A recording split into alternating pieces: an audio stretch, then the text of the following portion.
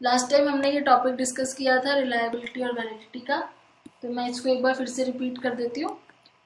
Reliability में हमने test में बात कर रहे थे कि जो टेस्ट होते हैं जितने भी, जैसे कि इंटेलिजेंस टेस्ट की बात हो रही है यहाँ पे, तो वो रिलायबल तब होता है जब अगर सेम पर्सन पे वो टेस्ट लिया जाए दूसरी बार तो सेम रिजल्ट आए। लेकिन वो एक ही पर्सन पे अगर अलग अलग रिजल्ट दे रहा है, पर्सन एक ही है, इंडिविजुअल सेम है, एक्सपीरियंसेस सेम है, लेकिन टेस्ट का रिजल्ट हर बार अलग आ रहा है, तो वो रिलायबल नहीं है। वैलिडिटी में हमने ये बात की थी कि वैलिड टेस्ट वो होता है जो एक्चुअली में वो ही मेजर कर रहा है जिसके लिए वो बना है। तो वो अगर वो टेस्ट एक्चुअली में इंटेलिजेंस ही मेजर कर रहा है तो वो टेस्ट एकदम वैलिड है।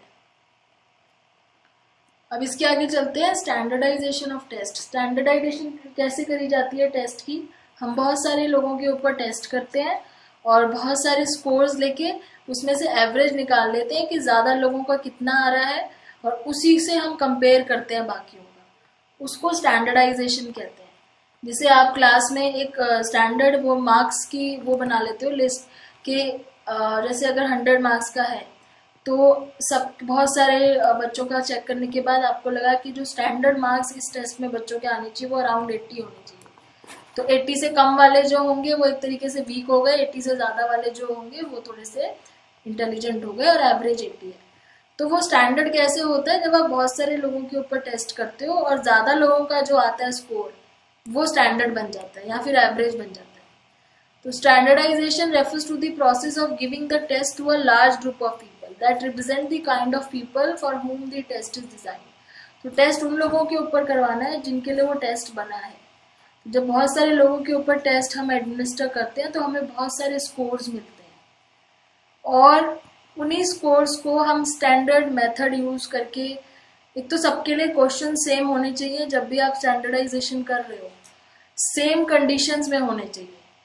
ऑल टेस्ट सब्जेक्ट्स मतलब लोग जिनके ऊपर आप टेस्ट कर रहे हो, वो take the test under the same condition.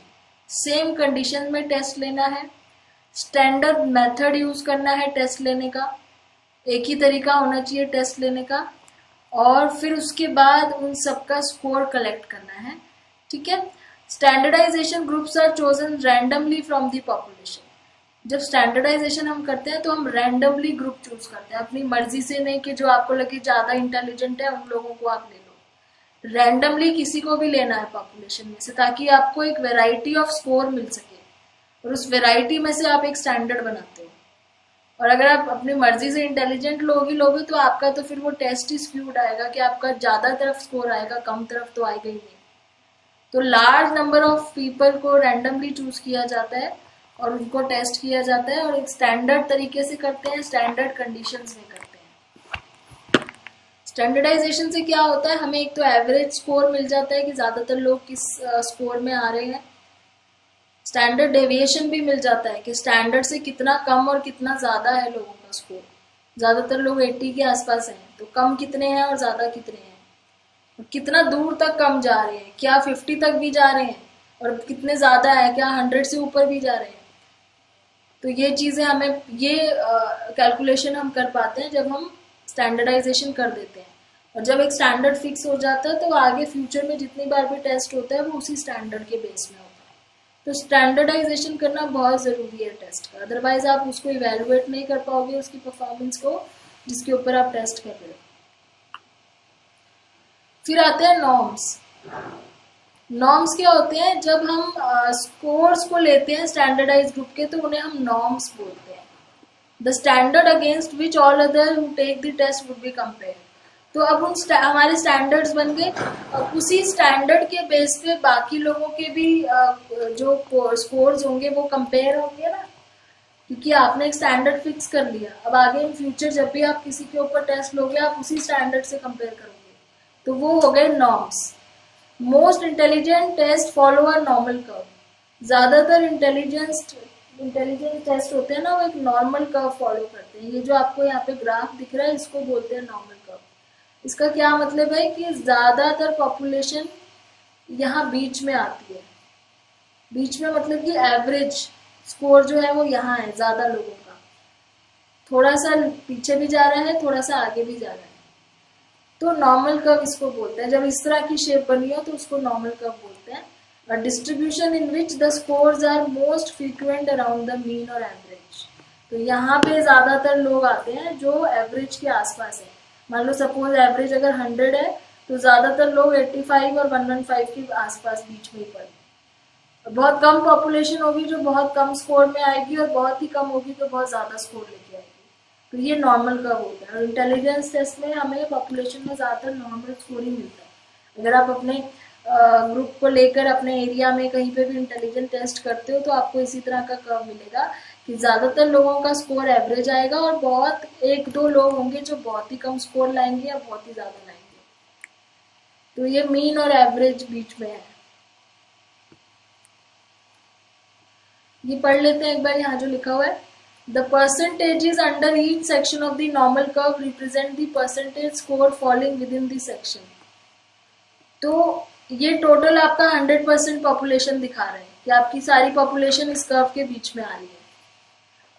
अब यहाँ पे जैसे जो लोग 0 to 1 के बीच में आ रहे हैं वो इतना परसेंट है, जो इधर आएंगे वो ऐसे टोटल करेंगे तो हम 100 बनेगा.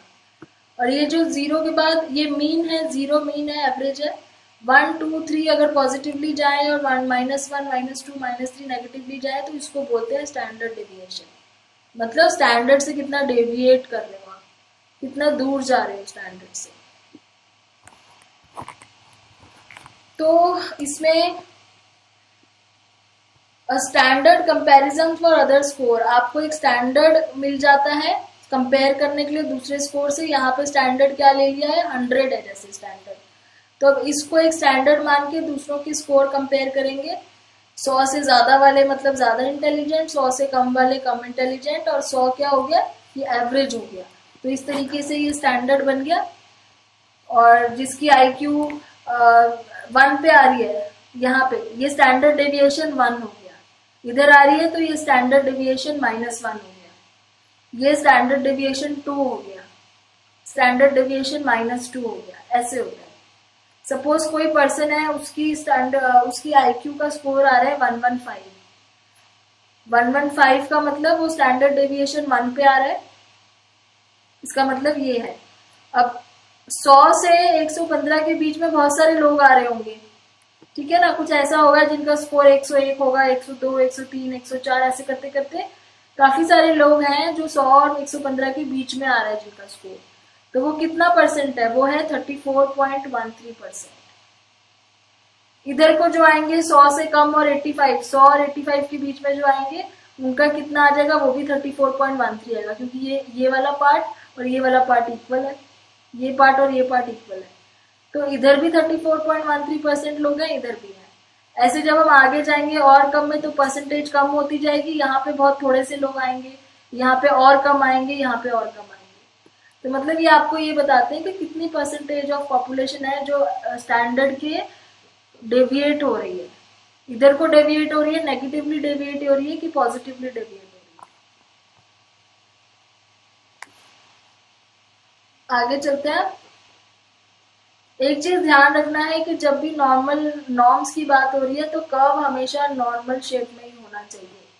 इस टाइप के कर्व में हम स्टैंडर्ड डेविएशन की बात नहीं कर सकते, इस टाइप के कर्व में हम नहीं कर सकते. कर्व हमेशा ऐसा ही होना चाहिए, नॉर्मल कर्व जिसे हम बोलते हैं.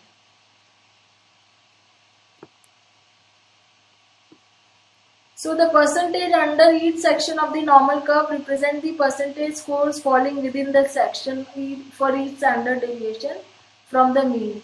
The standard deviation is the average variation of scores from the mean. तो स्टैंडर्ड डेविएशन क्या है कि मीन से स्कोर कितना वेरिएट कर रहे हैं, कितना अलग है मीन से, कितना दूर है स्कोर.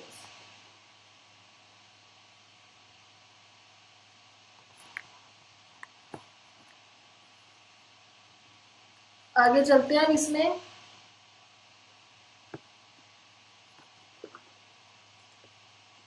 यहाँ एक एग्जांपल इन्होंने दिया हुआ कि सपोज कोई प्रोफेसर है जो ये चेक कर रहा है कि जिसका गोल्फ में स्कोर अच्छा आएगा, गोल्फ एक गेम होती है, जो गोल्फ में अच्छा स्कोर करेगा उसकी इंटेलिजेंस अच्छी होगी, उतनी बेटर इंटेलिजेंस होगी. सपोज कि ऐसा कोई टेस्ट है जो प्रोफेसर कर रहा है, वो सब लोगों को गोल्फ खेलने के लिए बोलता है और वो ये देखना चाहता है कि किसके स्कोर अच्छे आते हैं. तो जो गोल्फ में अच्छा स्कोर करेगा वो उतना ही ज्यादा इंटेलिजेंट होगा. तो अब इस केस में क्या है, he might find that a certain golf score is average, तो उनको एक एवरेज मिलेगी, उसमें काफी सारे लोग उस एवरेज में आ रहे होंगे जो एवरेज स्कोर कर रहे होंगे, जिसको ये स्टैंडर्ड बना लेंगे, ठीक है। People who scored extremely well on golf test would be compare to the average. अब जो बहुत अच्छा करेंगे उनको एवरेज से ऊपर कंपेयर किया जाएगा। सपोज ये गोल्फ टेस्ट किया, ये उसकी एवरेज आ रही है, तो जो लोग इस एवरेज से ज्यादा अच्छा करेंगे वो इस तरफ आ जाएंगे, और जो लोग उससे खराब करेंगे वो इस तरफ आ जाएंगे। तो normal curve allows IQ scores to be more accurately estimated. The old IQ scoring method using simple formula devised by Stern produces raw ratio of IQ scores that start to become meaningless. ये कह रहे हैं कि पहले जो formula use होता था IQ के लिए वो इतना ज्यादा यूजफुल नहीं था, बाद में जब ये नॉर्मल कर्व वाला जो मेथड आया ये थोड़ा सा ज्यादा एक्यूरेट था स्टैंडर्ड स्कोर्स को मेजर करने में।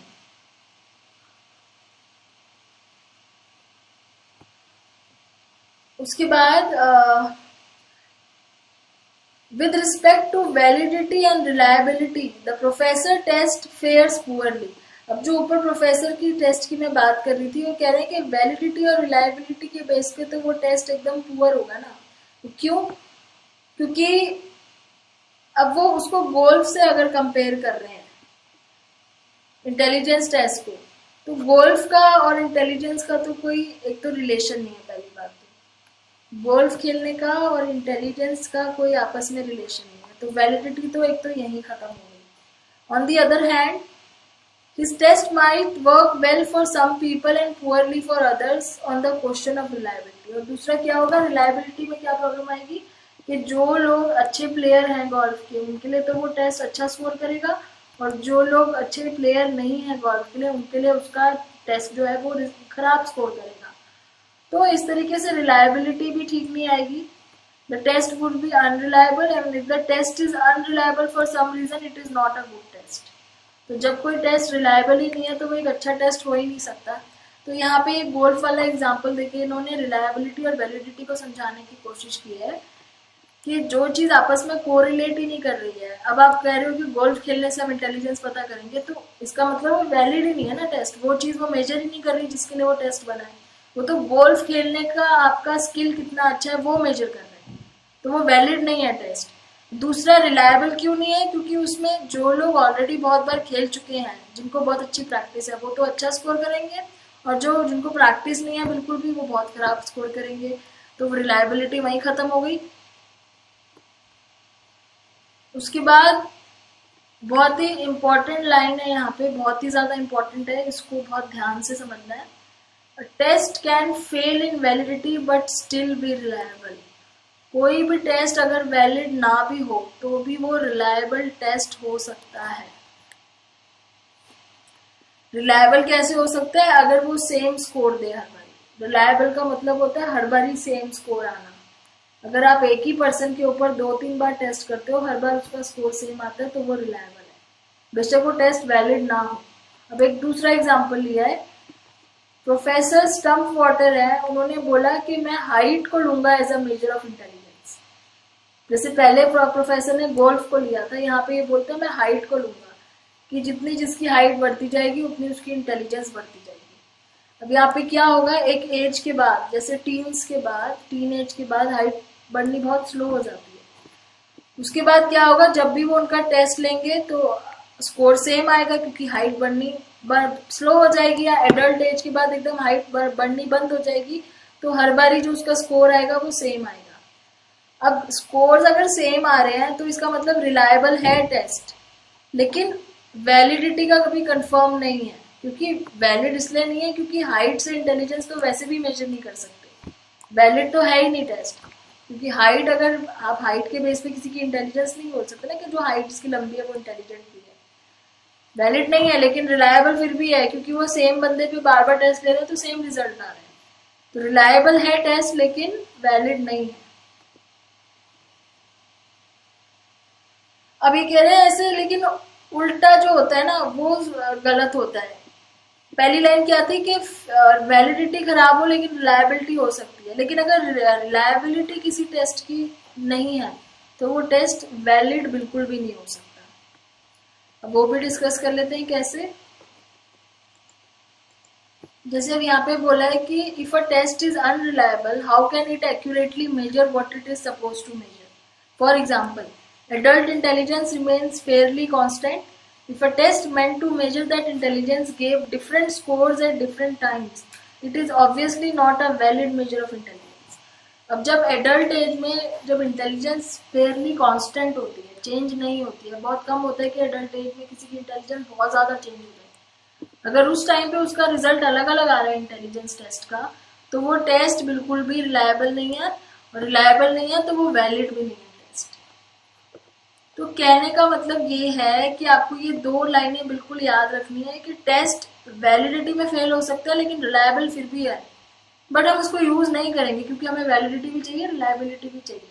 बट वैलिड नहीं है लेकिन स्कोर सेम आ रहे हैं बार बार, तो रिलायबल है आप कह सकते हो। मतलब टेस्ट जो है वो ठीक है, अपना रिजल्ट तो ठीक दे रहा है, लेकिन वो वैलिड नहीं है, मतलब वो उस चीज के लिए नहीं बना जिस चीज के लिए वो था। लेकिन अगर वो टेस्ट रिलायबल ही नहीं है, जिस पर आप भरोसा नहीं कर सकते, तो वो वैलिड तो बिल्कुल ही नहीं हो सकता। तो ये थोड़ा सा इम्पोर्टेंट यहाँ पे पैराग्राफ है, इसको आपने 2-3 बार पढ़ना है, समझना है। अब आगे चलते हैं। आईक्यू टेस्ट की बात हो रही है, तो यहाँ पे इन्होंने एक क्वेश्चन दिया है कि अगर हम आईक्यू टेस्ट को ये मानते हैं कि आईक्यू जो इंटेलिजेंस है वो क्या होता है, ability to learn from one's experience, अपने एक्सपीरियंस से सीखना, नॉलेज एक्वायर करना, रिसोर्सेज को यूज करना इफेक्टिवली, नई सिचुएशन में अडाप्ट करना, अगर ये होता है इंटेलिजेंस, तो आप जो अलग अलग कल्चर में लोग बड़े हुए हैं, जिनके लिए अलग अलग एक्सपीरियंसेस होते हैं, जिनकी नॉलेज भी अलग अलग होती है, जिनकी सिचुएशंस भी अलग होती है, वेस्टर्न कल्चर में अलग, उसमें इंडियन में, एशियन कल्चर में अलग, तो उसमें आप कैसे डिसाइड करोगे कि किसकी नॉलेज इंटेलिजेंट मानी जाएगी और किसकी नहीं मानी जाएगी, किसके एक्सपीरियंस को आप हाई आईक्यू में मानोगे और किसके नहीं मानोगे। जब अलग अलग लोगों का अलग अलग एक्सपीरियंस होता है, तो आप उसमें आईक्यू में ये कैसे टेस्ट कर सकते हो कि किसका एक्सपीरियंस ज्यादा इंटेलिजेंस में आता है और किसका नहीं आता है। तो ये एक बहुत बड़ा क्वेश्चन है यहाँ पे, जिसके बेस पे ये टॉपिक आगे आ रहा है, आईक्यू टेस्ट एंड कल्चर बायस। जितने भी आईक्यू टेस्ट होते हैं ना, वो कल्चरली बायस्ड होते हैं। कल्चरली बायस्ड मतलब जिस कल्चर में जिस पर्सन ने वो टेस्ट बनाया है, वो उसने अपने कल्चर के हिसाब से बनाया है। अगर अमेरिका में कोई आईक्यू टेस्ट बना है तो वो अमेरिकन कल्चर के हिसाब से बना है। अगर उस टेस्ट के बेस पे आप किसी अफ्रीकन ट्राइबल सोसाइटी में रहने वाले किसी पर्सन को टेस्ट करते हो, तो क्या वो उसका मतलब वो अच्छा स्कोर नहीं कर रहा है तो वो इंटेलिजेंट नहीं है? गलत है, क्योंकि उसके एक्सपीरियंस अलग है। अर्बन सिटी में रहने वाला पर्सन, उसके एक्सपीरियंस अलग है, ट्राइबल एरिया में रहने वाले के अलग है, उसके स्किल अलग है, ट्राइबल वाले की स्किल अलग है।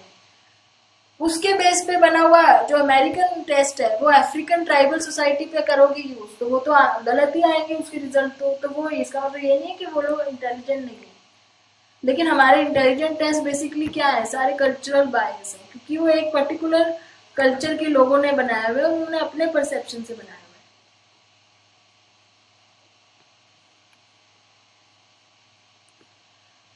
सो कल्चर बायस क्या होता है? Tendency of IQ test to reflect in language, dialect and content the culture of the person और person who designs the test.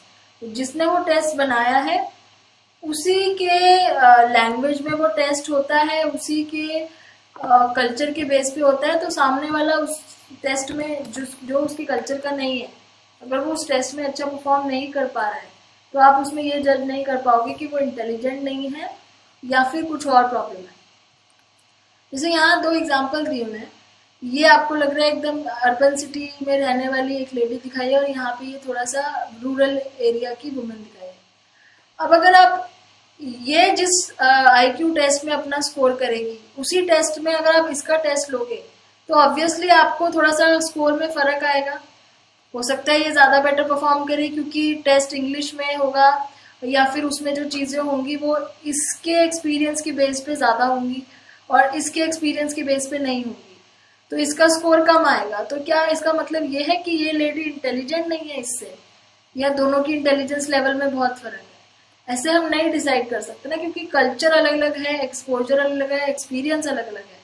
हो सकता है ये कुछ और ऐसे स्किल्स हो जिसमें ये बहुत इंटेलिजेंट हो, लेकिन उसके बेस पे कोई टेस्ट ही नहीं बना है अभी तक। तो इसलिए कल्चर बायस ये बोलता है कि जो बंदा टेस्ट डिजाइन करता है वो अपने कल्चर के बेस पे करता है, अपने बैकग्राउंड के बेस पे, तो वो दूसरे कल्चर के लोगों के ऊपर अप्लाई नहीं होता है। If people raised in Asian culture are given tests designed with traditional Western culture, many items on the test might make no sense to them. तो अगर एशियन कंट्री में रहने वाले लोगों को ट्रेडिशनल वेस्टर्न कल्चर के बेस पे बना हुआ IQ टेस्ट दे दें तो वो उसमें बिल्कुल अच्छा स्कोर नहीं कर पाएंगे। तो इसका मतलब ये थोड़ी हुआ कि एशियन कल्चर के लोग इंटेलिजेंट नहीं है, इसको बोलते हैं कल्चर बायस। एक एग्जाम्पल इन्होंने यहाँ पे दिया हुआ है। अब जैसे ये है dog, car, cat, bird, fish. अब आपसे ये क्वेश्चन पूछा जाए कि which one of the 5 is least likely from the other 4, सब में से ऑड वन आउट कौन सा है? तो ज्यादातर हम लोग किसको चूज करेंगे?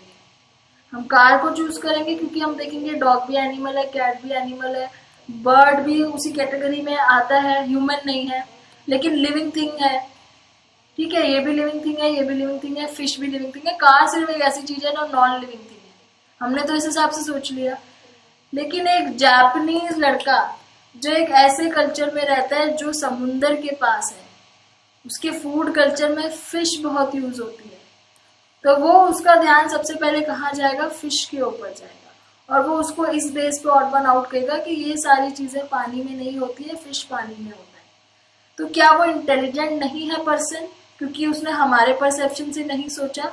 ऐसा आप नहीं कह सकते, उसका एक्सपीरियंस अलग है, उसका एक्सपोजर अलग है, इसलिए उसका आंसर अलग आया। तो इस तरीके से कल्चर में फर्क आने से टेस्ट के स्कोर्स में भी फर्क आ जाता है। एंड्रियान डोब ने एक टेस्ट बनाया था जिसका नाम था counter balance general intelligence test, या फिर चिटलिंग टेस्ट बोलते हैं शॉर्ट में।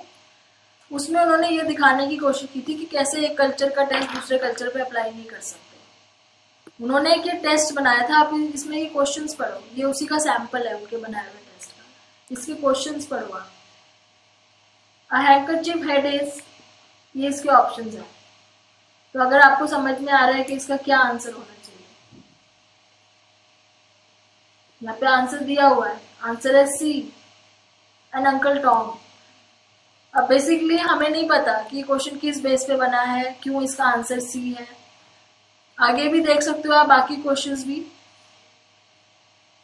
अब ये वाला टेस्ट है, जैसे अगर कोई वेस्टर्न कल्चर का है, ये टेस्ट बेसिकली इन्होंने अफ्रीकन, ये जो एंड्रियन डोब थी ये अफ्रीकन अमेरिकन सोशियोलॉजिस्ट थी, तो इन्होंने अफ्रीकन कल्चर के बेस पे ये टेस्ट बनाया था। अब जब भी ये टेस्ट किसी अमेरिकन वेस्टर्न कल्चर के किसी भी पर्सन को देंगी तो वो इसमें बहुत पुअरली स्कोर करता है। क्यों? क्योंकि इसमें जो चीजें पूछी गई हैं उसके बारे में एक वेस्टर्न कल्चर में बड़े होने वाले पर्सन को बिल्कुल नहीं पता। तो इसका मतलब यही हो गया ना कि इंटेलिजेंस टेस्ट जो है ये करेक्ट नहीं है, ये हर कल्चर के लिए नहीं है। हम भी इसको देख के नहीं बता पा रहे कि इनके आंसर्स का, क्वेश्चन का क्या आंसर है। तो यहाँ पे लिखा हुआ है, a person who is not from African American culture of south eastern state will probably score very poorly. जो उस कल्चर का नहीं होगा वो इस टेस्ट में बहुत पुअरली स्कोर करेगा क्योंकि उसको इस चीज का कोई आइडिया नहीं होगा। तो इस तरीके से जो IQ टेस्ट अमेरिकन कल्चर में बनते हैं, जैसे हमने स्टैनफोर्ड वगैरह की बात की, तो वो जरूरी नहीं है कि वो दूसरे कल्चर में भी चल जाए क्योंकि वो उस कल्चर, वेस्टर्न कल्चर के बने हुए IQ टेस्ट है। तो एक ऐसा टेस्ट होना बहुत जरूरी है जो कल्चरली फेयर हो। कल्चरली फेयर का मतलब, और कल्चरली फेयर टेस्ट वो होते हैं जिसमें लैंग्वेजेस का यूज ना हो या कोई ऐसी चीजें यूज ना हो जो दूसरे कल्चर में नहीं यूज होती हो। मोस्टली ऐसे टेस्ट होने चाहिए जो नॉन वर्बल हो या फिर उनमें कुछ पिक्चर्स का यूज किया हो, कुछ ऑब्जेक्ट्स का यूज किया हो। पिक्चर्स का यूज करने में क्या होता है कि पिक्चर्स और ऑब्जेक्ट्स तो कल्चर, किसी भी कल्चर में हो, वो पिक्चर्स वगैरह जो है उसमें प्रॉब्लम नहीं आती है समझने में। तो इस तरीके से कल्चरली फेयर टेस्ट होने चाहिए। एक और चीज है, IQ test do well in predict academic success for those who score at higher and lower ends of the normal curve. इसमें ये बोल रहे हैं कि IQ टेस्ट जो है वो चीज प्रिडिक्ट करने में अच्छे होते हैं कि एकेडमिकली जो नॉर्मल कर्व के बहुत ही हाई और लो एंड पे होते हैं, उनकी जो सक्सेस है एकेडमिकली, वो चीज़ प्रिडिक्ट करने में बहुत अच्छे होते हैं। लेकिन जो एवरेज लोग होते हैं, जो एवरेज में आते हैं, उनको प्रिडिक्ट करना थोड़ा मुश्किल है। जो बहुत ही लो स्कोर करते हैं, जो वीक है बहुत, या जो बहुत ही हाई स्कोर करते हैं, जो काफ़ी इंटेलिजेंट है, उनके बारे में आप प्रिडिक्ट कर सकते हो। लेकिन एवरेज लोगों के थोड़ा सा प्रिडिक्ट करना मुश्किल हो जाता है। तो जितने भी आप टेस्ट देते हो ना, जब आप एंट्रेंस टेस्ट वगैरह देते हो, कॉम्पिटिटिव एग्जाम्स देते हो, जैसे सैट हो गया, अमेरिकन कॉलेज टेस्ट है, ACT, तो ये सारे IQ टेस्ट के बेस पे ही बने होते हैं, जो ये नॉर्मल डिस्ट्रीब्यूशन निकालते हैं कि कितने लोग एवरेज में आ रहे हैं, कितने स्टैंडर्ड से ऊपर आ रहे हैं और कितने स्टैंडर्ड से नीचे आ रहे हैं। सो ये था IQ टेस्ट के बारे में।